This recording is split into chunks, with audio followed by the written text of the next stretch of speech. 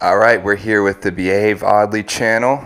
I have Ryan here with me today, back for actually my second time interviewing. Yep, second time on the block. Sick, very sick. Today we got Incubus. Right, we got Stellar by Incubus in the Behind the Music video series. We're going to be talking a little bit in depth on some tips and tricks, how you might want to practice the song, and, some behind the reasons why we chose to cover the song. Let's kick it off. Why this song?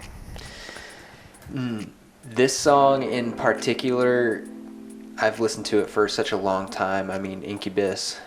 Really sick band. I need to dive into them a little more. I've kind of it's one that you can overlook, but you really don't want to. And what's great about Incubus is they're like a pop rock band in that they're really popular. A lot of people know their music, but the individual performances on on a lot of the tracks, it's just great. I mean, the drums to this one, they might seem like they're normal or easy, but when you actually try to learn it and figure out all these timings, you might throw yourself through a loop. I also like how you can, like some bands are kind of shallow or superficial where they have like a couple bangers, but then the rest of it's kind of shit. With Incubus, you can kind of do your homework and really get into some of the meat and taters of it, and it's still solid. That's cool that you point that out, because I think Incubus originally started out as like a metal band. Really? Like a screamo metal band. No shit. And they transitioned into, more of the alt rock that most people know them for now. That's cool. So let's start with difficult side of it. What was kind of challenging about this for you? Let's start first with you, and then let's get into kind of like what a newer drummer would find difficult about it. So I guess the easiest way to point out the things that were difficult for me would be the things that caused me to restart a take, right? Things that would cause me to say, I don't want to use this take. Let's try again. Let's go for it again.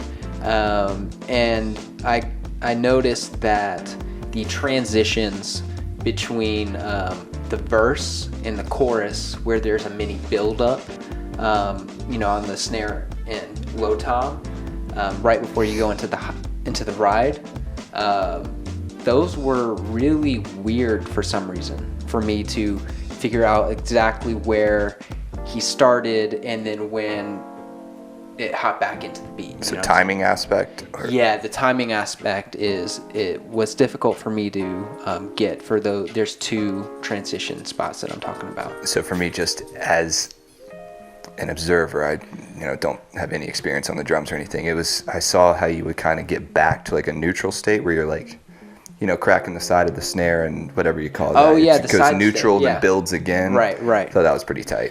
Yeah. Oh, also I should point out at the beginning of the song, it starts out with like these echoey vocals, and then the guitar comes in, but the drums don't come in exactly when the guitar comes in.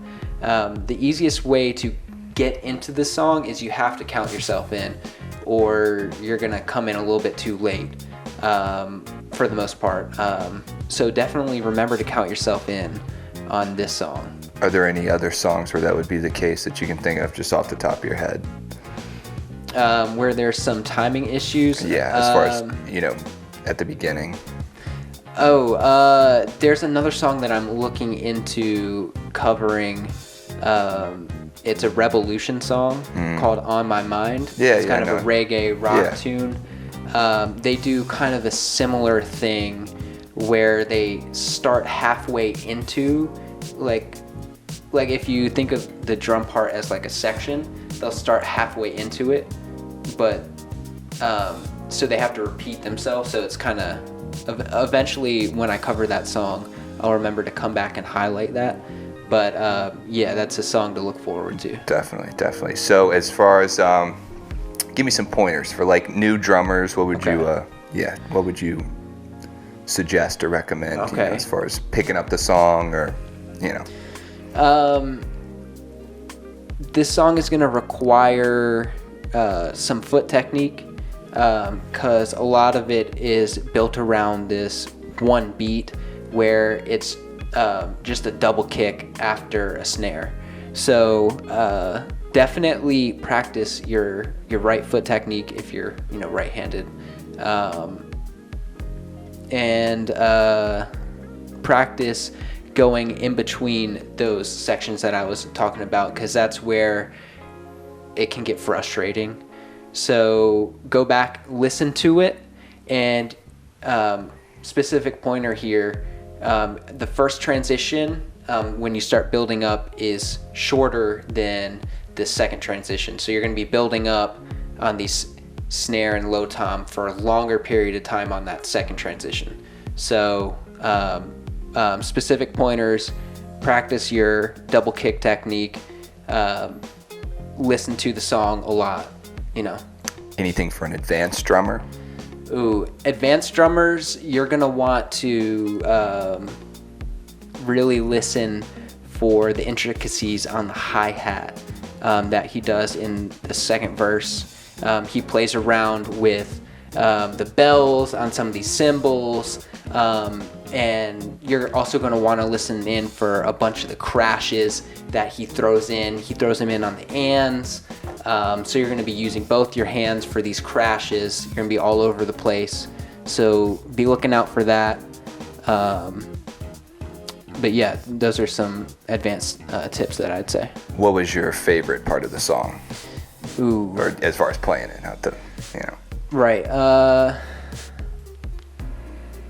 The favorite part of the song has got to be the end, where you're throwing in the tom fills, and it's really fun because you're also throwing in these crashes out all over the place, like I was saying. So definitely the ending to the song is my favorite.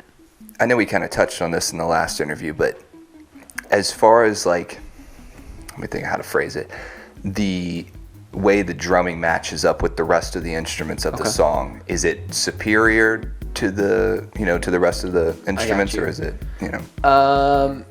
So if we compare it to the vocals, this guy sings his ass off. Yeah, for sure. So vocals, that's gonna be fucking wild, or that's freaking wild.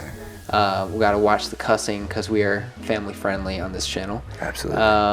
And the guitar work is also pretty good, but I think the drums are a little bit more. A little more advanced. Yeah, a little bit more advanced. I'm gonna call out all finesse. the guitarists. Okay.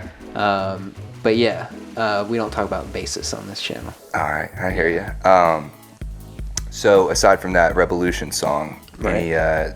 Any future ideas on your mind right now, or what you got? That's funny. If you want to keep it to yourself, that's fine too. Be on the lookout for some different style songs from me, because I've been doing a wide range of artists, but I've noticed that I've been doing mostly rock, alt rock, punk rock. So I'm gonna try and expand a little bit, starting with On My Mind. That's more of a reggae tune. It might have some rock, tendencies, but it's definitely a reggae tune. And I'll expand into maybe some jazz here or there, like a Porcupine Tree song. You might see that in the future. Very nice. Cool. So it's your channel. You got anything else? I'm always gonna end these videos off with saying something along the lines of keep practicing all the small things, whether it be single stroke rolls, paradiddles. If you think you're above that, you're fooling yourself. So definitely go back and practice the small things and see how you can apply them around the kit.